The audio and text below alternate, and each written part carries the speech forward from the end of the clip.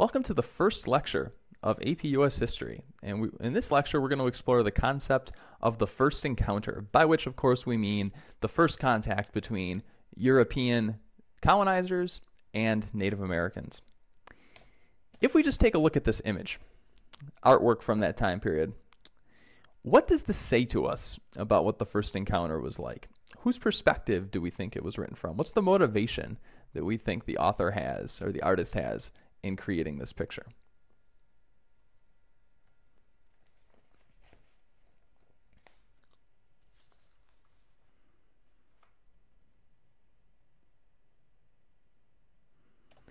A great debate that rages among historians and teachers of history is, when do you start American history? Does it start in 1492? Does it start prior and really acknowledge the fact that there were millions of people living on this continent prior to European colonization?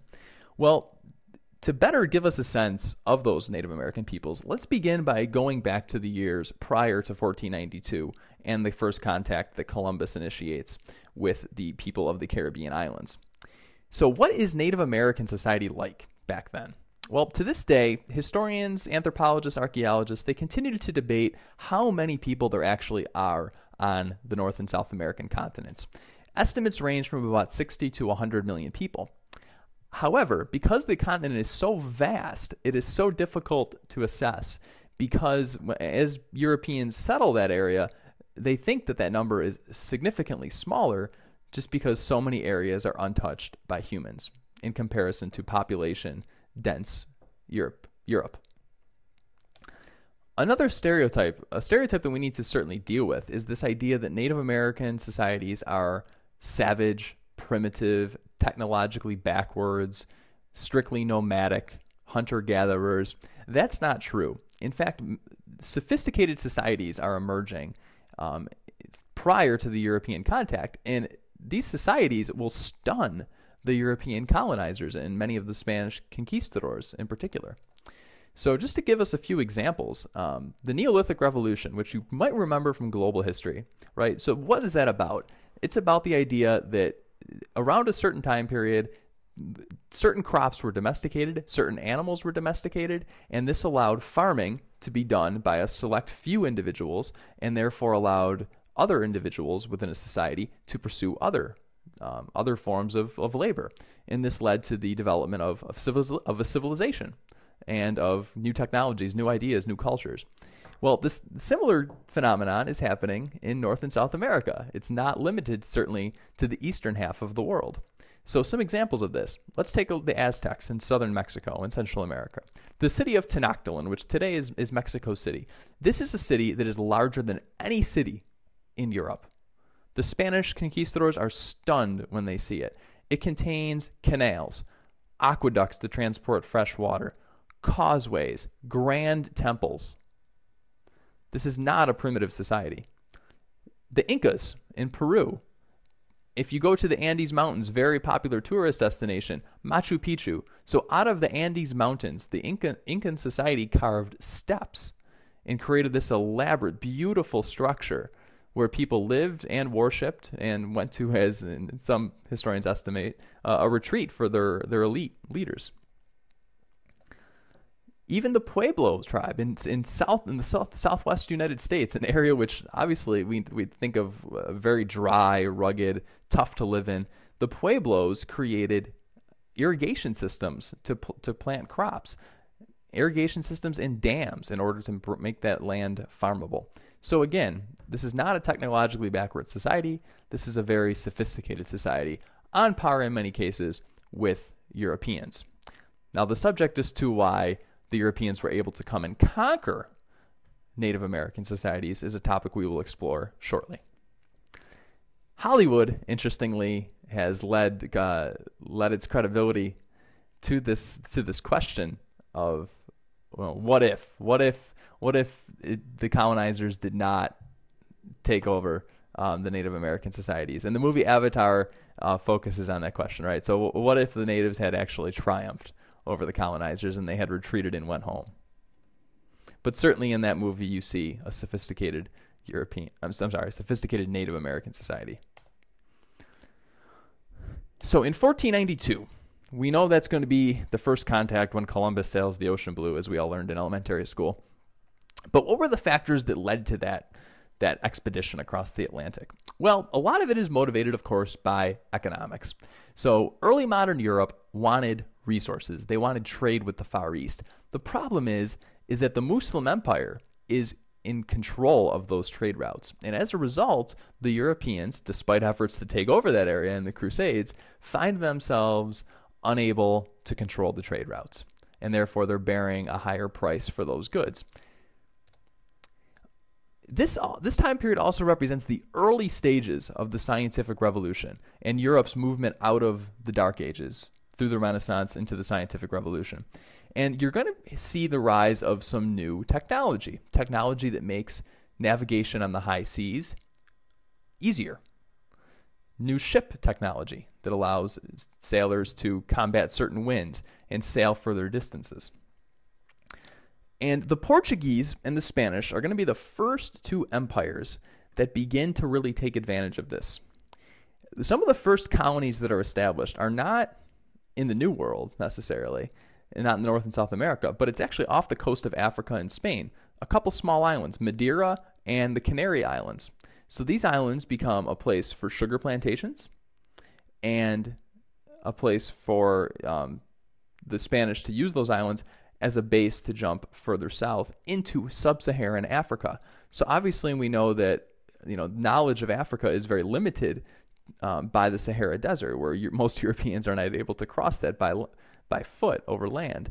But by sailing south of the Sahara Desert, Europeans are able to obviously get access to African civilizations, which of course contain the very precious gold and silver which they are after.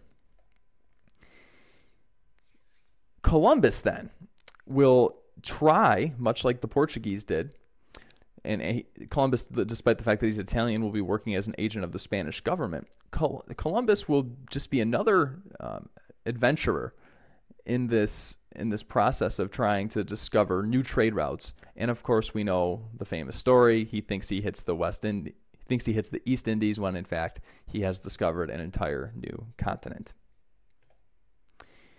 Now, when Columbus reaches the New World, this is going to begin the process of the Columbian Exchange. It's certainly a process that has untold consequences for both societies. Within 1 century, 90% of the Indian population was dead. How does this happen?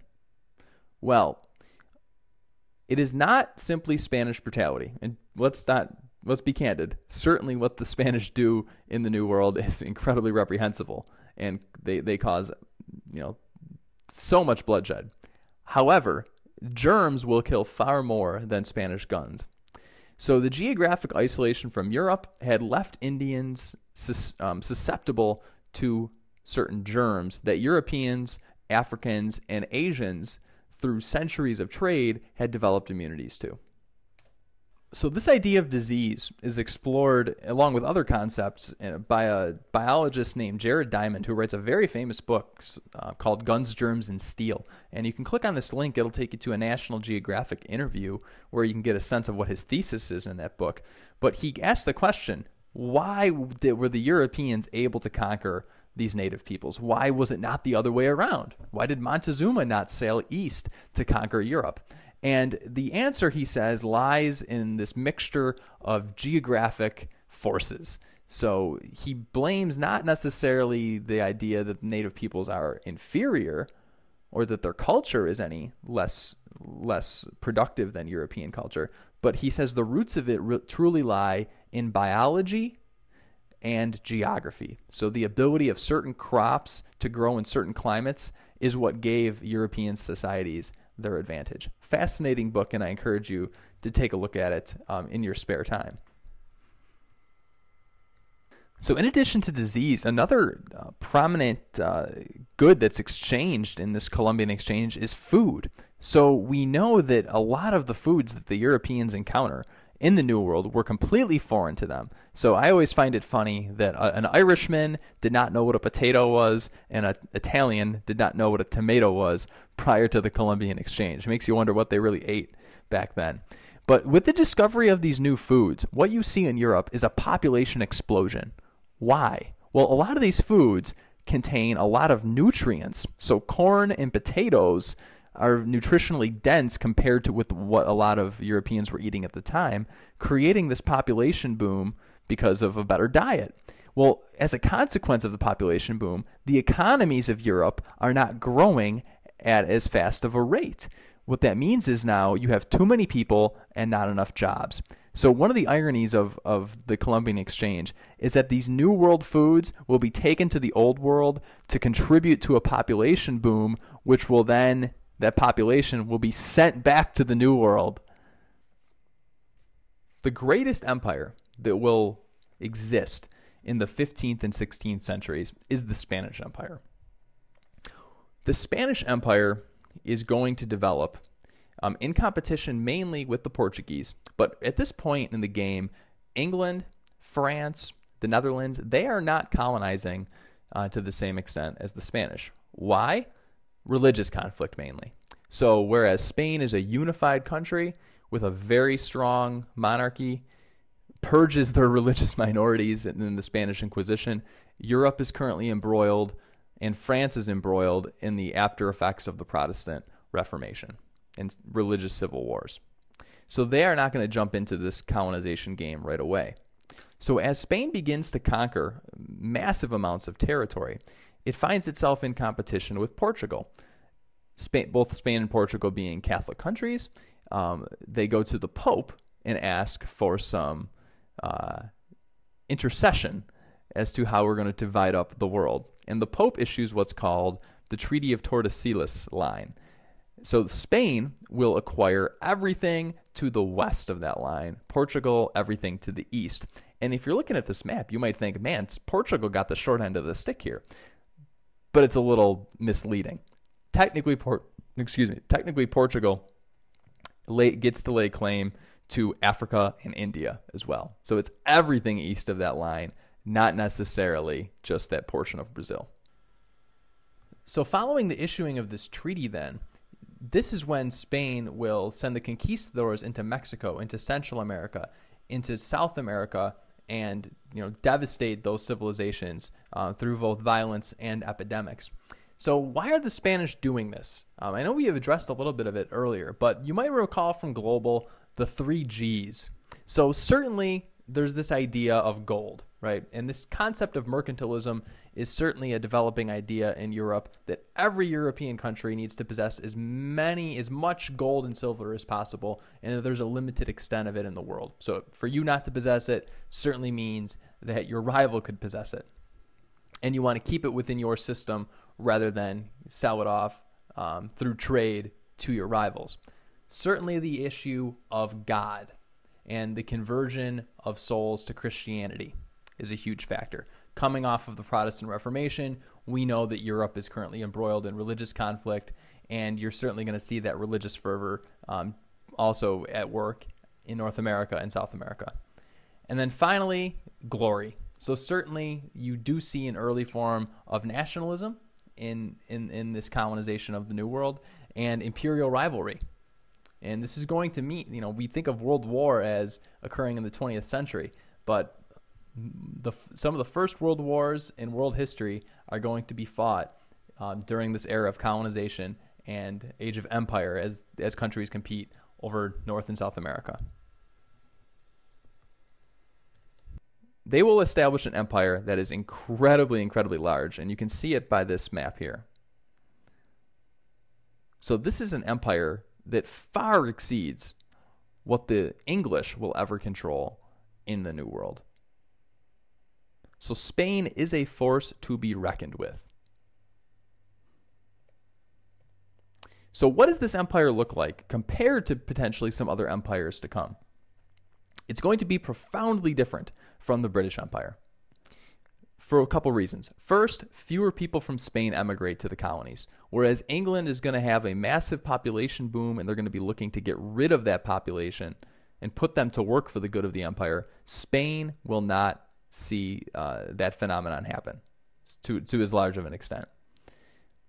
Because fewer people are coming to the colonies, one thing that those who do one thing that happens is that the colonists end up mixing with the native peoples, something that you do not see happen very often when the English arrive in the New World. So this mixture of the European and native races creates a new race of people called mestizos. Another phenomenon in the Spanish Empire, the encomienda system. This is a system that is designed to exploit native labor. So what would happen under the encomienda system? And it's much like feudalism in Europe. So a tract of land was given to a particular officer or high-ranking official, a conquistador looking to get rich. He would obviously control that land and receive a share of the product of that land. So whatever crops are produced, he receives a share of it. It's much like feudalism, of course. However, this is going to lead to the expansion of the Spanish Empire as certain conquistadors look to get a piece of the action. And this is going to raise the question, as the empire is expanding, how do we control it? How does the Spanish monarch exercise authority over it?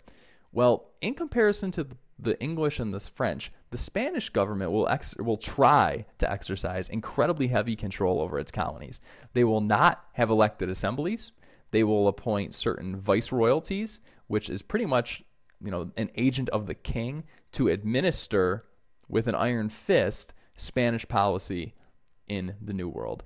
However, because of the problems of transportation at the time, communication takes a long time, a lot of what Spain tries to accomplish is not necessarily going to happen on the ground. So certainly this attempt to truly control the colonies is going to lead to a certain bitterness between the colonists and the Spanish government, and create an incredibly inefficient bureaucracy.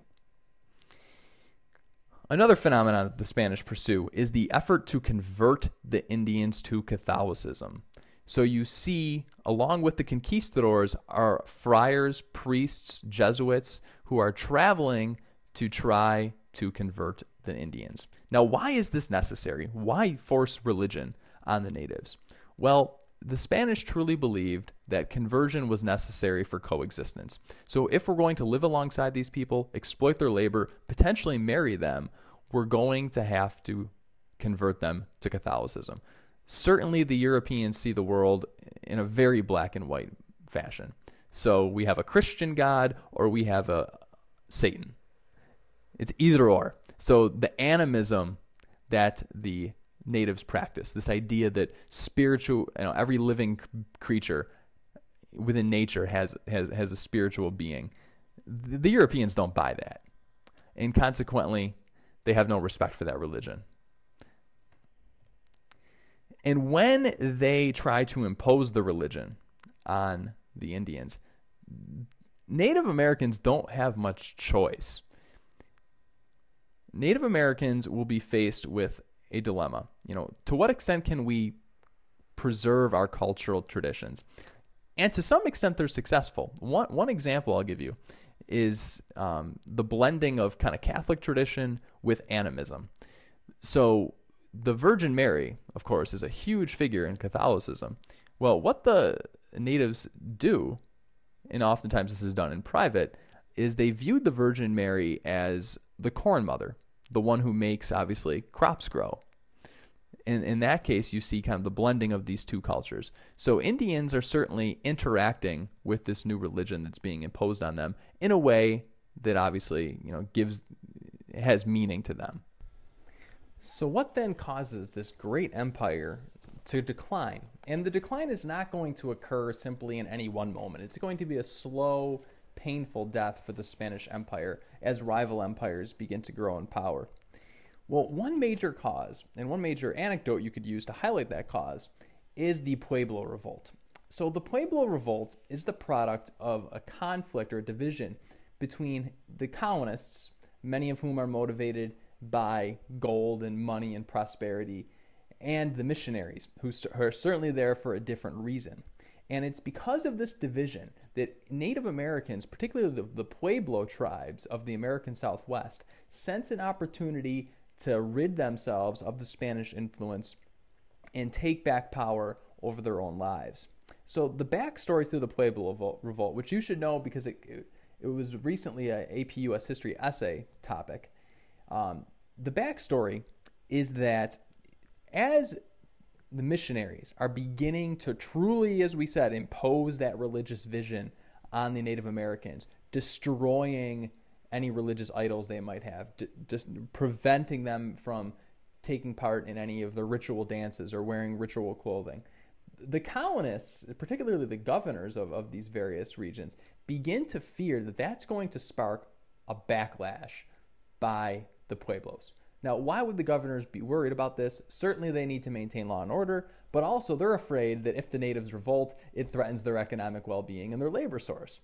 So this division, though, does not, there is no, the rift is there, and the rift is open, and the Pueblos see this fighting going on between the missionaries and the Hispanic colonists.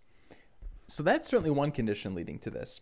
The second condition is the colonists' action and the governors to try to attack nomadic tribes that are kind of on the frontier, on the periphery of Pueblo society, to try to secure additional laborers.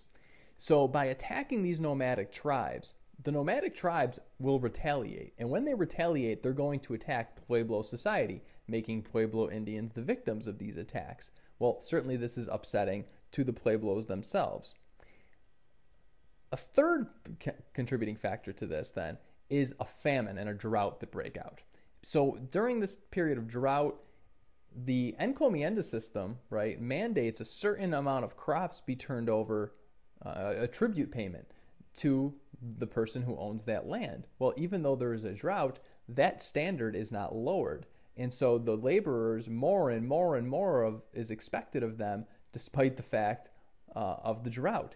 So these three factors kind of contribute to 17,000 Pueblos uniting and rebelling against Spanish authority. So they see the opportunity that the division is there and they can take advantage of this.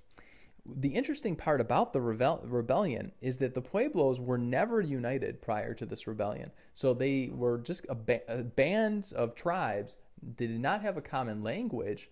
Certainly they were warring with each other centuries before the Spanish came, but it's ironically the Spanish language that helps to unite them and allows them to revolt against Spanish rule ultimately.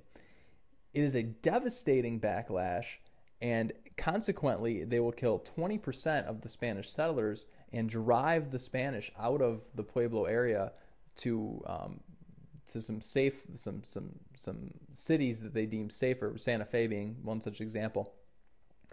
And it will take decades for the Spanish to try to reconquer these areas. And when they do, they're going to implement some measures that are certainly not as heavy-handed as those in the past. So one such measure is the abolition of the encomienda system. So that is gone. The Spanish are more willing to compromise with the native peoples now. They realize that perhaps we do not need to be as iron-fisted when it comes to depriving them of their religious tradition. So the Pueblo Revolt is a great example of Indians exercising agency over the colonization process, and certainly telling us that they too had power and they too could alter events. Another example of Spanish decline, another step in that process, is actually an unintended consequence. Spain gets filthy rich off of the gold and silver that they are discovering in the New World. However, that will ultimately weaken the Spanish economy, much like printing more money. So by flooding European markets with gold or silver, what had they done to the value of gold or silver? They had devalued it. And that will come back to certainly undermine their economy. Another point, if you have a massive empire, you're also going to need to spend lots of money to defend that massive empire. And Spain will be embroiled in a series of conflicts which will certainly drain their treasury and weaken their government. One of the significant turning points will be the destruction of the Spanish Armada by the English Navy in 1588. The Spanish were very angry at English attempts to engage in piracy and steal Spanish ships and the cargo and the gold and the silver and whatnot that were on them. And in response, they send over 130 warships, 2,000 cannon, 20,000 men to destroy the English Navy. Given circumstances with the way that certain winds blew and the agile navy that England kind of sent out to meet this armada, those agile ships which could turn more easily inflicted, a massive devastation on this massive Spanish armada, and consequently Spain lost, a significant portion of its naval force during this famous battle. And one other factor contributing to Spanish decline is this idea of the Black Legend. Now, what is it? Spain's rivals, England, France, the Netherlands, begin to propagandize Spanish treatment of natives in the New World. Now, what do they draw on for the basis of these claims? Much of it comes from a Spaniard himself, Bartolomé de las Casas, who openly in his writings speaks of Spanish cruelty towards native peoples. However, let's be careful with the Black Legend, because certainly what Spain's rivals will say is that its justification, Spanish cruelty towards natives, is justification for England, for France, for the Netherlands to go in and save the New World, to save the Indians from Spanish cruelty. This kind of contributes to the idea of a white legend, this idea that certain European powers are the saving grace of the native peoples. And that is something to be careful of, because certainly that is a fallacy. But overall, the Black Legend, though, is a way for Europeans to justify piracy and to justify taking action in the New World to try to combat the Spanish influence. So with the decline of the Spanish Empire will certainly not crumble all at once. It's going to be a slow decline.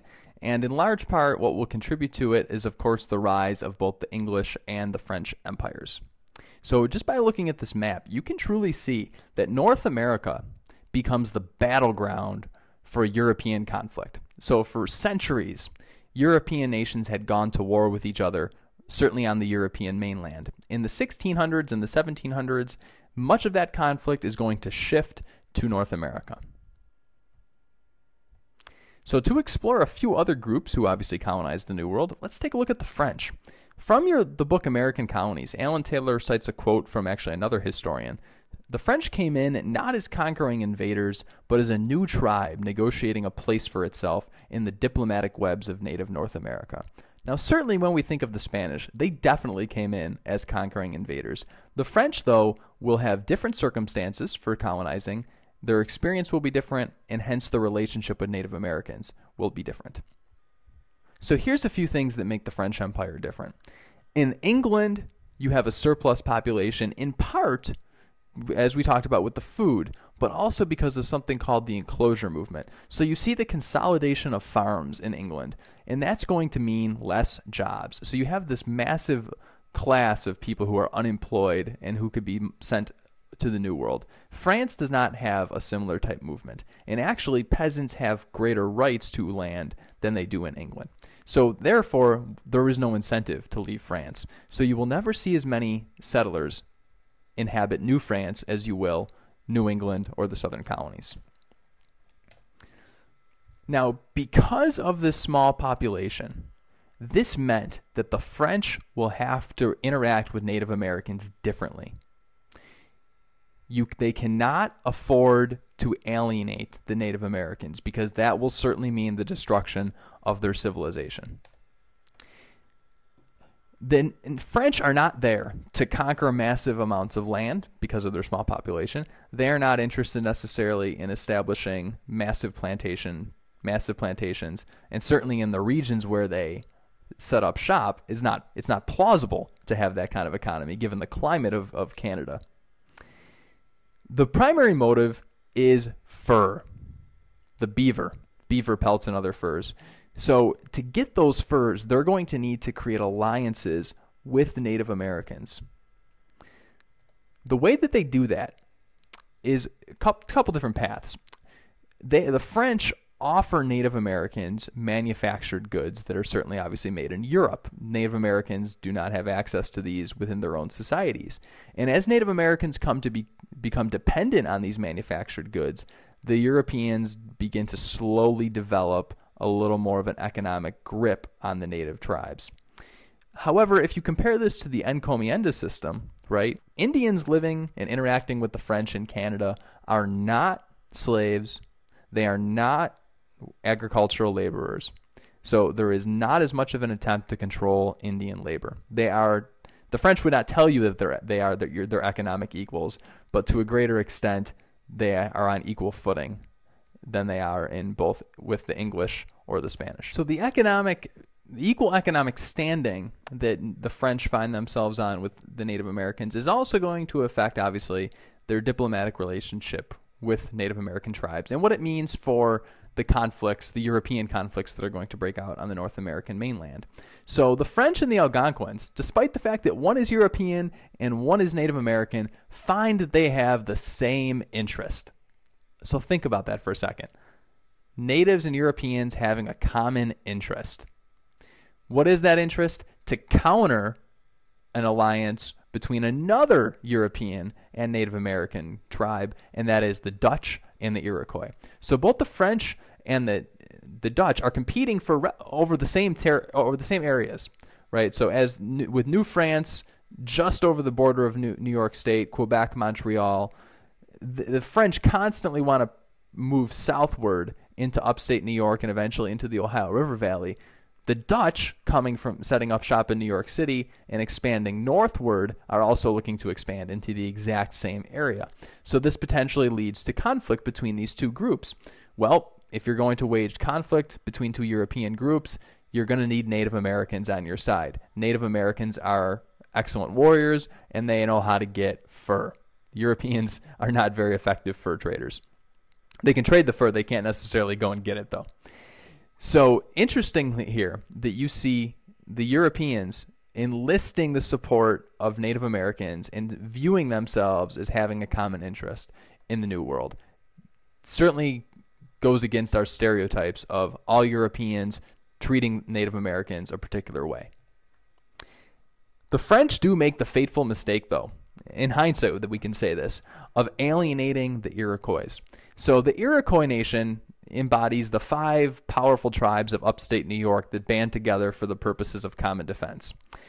By alienating these tribes, France will not expand south into the Ohio River Valley or even further to the point where they could threaten Dutch settlement. So the Iroquois are going to be a barrier between the Dutch settlements and the French settlements. And keeping on this theme of a greater sense of equal standing between the French and the Native Americans, to take a look at the role of religion in New France, Jesuit priests, which Spain also had, Jesuit priests certainly go to New France with the intention of converting souls, of making Native Americans Catholic. However, it is never with the same ferocity as the Spanish. So the Jesuits do not necessarily insist on conversion as a prerequisite for coexistence like the Spanish did, nor do they view conversion as a means of completely obliterating Native American cultural traditions. Because keep in mind, the French, they have a threat. The Iroquois are a threat. The Dutch are a threat. The English will certainly become a threat. The French need the Native Americans as much as the Native Americans potentially need them. So because of that relationship, the role of religion, right, will be significantly different than the Spanish, who were trying to truly impose their will on the Native Americans. The French will compromise more so and allow Native Americans to keep some of their traditional religious practices alive. So as we mentioned, the Dutch and the French both have a common interest in securing alliances with Native Americans in pursuit of the very in-demand fur. The Dutch have a similar interaction, therefore, with the tribes that they encounter. So the Dutch goal is trade, not conquest. So they are not the Spanish. They are not also the English, who will later replace them in New York City. The Dutch have control of the high seas in the 1600s. So they are a massive commercial naval force. It is not until the later part of the 17th century, and that's certainly going into the 1700s, that the British will take over their settlements and rival the Dutch in terms of their naval influence. When the Dutch settle New York City, which they term New Netherland, they will not bring massive numbers around. There is no incentive to leave the Netherlands. The Netherlands is probably the most tolerant nation in Europe at that time period. There is religious conflict is negated by an adoption of the practice of religious tolerance. Politically, the Netherlands is stable. They grant greater political freedoms to their citizens than other European countries. So there is no incentive to migrate. You're not persecuted necessarily in the Netherlands. Therefore, they do not populate the New World in any large number, which is going to make it very easy later on for the English to take them over. Because of that tolerance in their own country, they extend that tolerance towards Native Americans in terms of not forcing a particular religion upon them. So they're interested in trade. They're not interested in converting souls. Whereas the French had done it, seeing it in part as a way to secure economic alliances and diplomatic alliances with the Native Americans. The Dutch do not necessarily see it in the same light. Like we mentioned earlier, the Dutch are going to ally with the very powerful Iroquois nation, and later on, when the English take over that area, the English will assume that alliance as well and use it to great effect during the French and Indian War in the 1750s and 60s.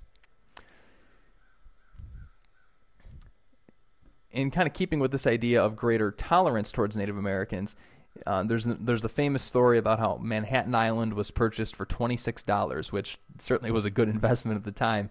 But the Dutch government demanded that settlers pay for Indian lands before settling them. Again, why antagonize them? We need them to secure the furs and to have a good relationship with them. However, this does not mean that the Dutch are not without conflict with native tribes. Certainly certain settlers on the ground, seeing the potential to get rich through land ownership and expansion, are partaking in that activity, and that's leading to conflict with Native Americans. So overall, to wrap up today's lecture, what did I want you to get out of this? What big ideas should you take away from it? Well, first of all, the fact that we have different empires in the New World, and each empire interacts differently with the Native American tribes that they encounter. So certainly this depends on the how and the why of the settlement of the New World. How do they interact with Native Americans is going to be different based on their motivations and circumstances of settlement. So please recognize the nuances of the Spanish Empire and the French and the English and the Dutch empires and why they are there and how that affects their interaction with Native Americans. And then secondly, another big thing I'd like you to take away from this is to reject this traditional idea that the Europeans are strong and Indians are weak. That is not true. One historian famously said that a lot of the interaction between native tribes and European powers is characterized by what's called the middle ground, where neither side typically has total control over the other, and a lot of compromising and give and take goes on in their interactions, both diplomatic, economic, and political interactions. Both groups have agency. Both groups have the power to shape events. It is not exclusively in the hands of Europeans. Case in point, just to leave you with one final example, Native Americans will use the Europeans against each other.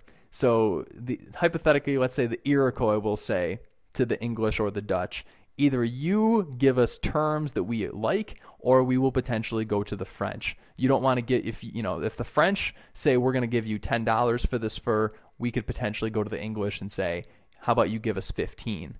So the Indians are very good at understanding what the political dynamics are of European rivalry in the New World and exploiting that for their own advantage. It is not until the English take over North America following the French and Indian War that dynamic is going to change. And on that point, going forward, we will explore in future lectures and class conversations the English and their interaction with Native Americans. Thank you for listening. Good night and good luck.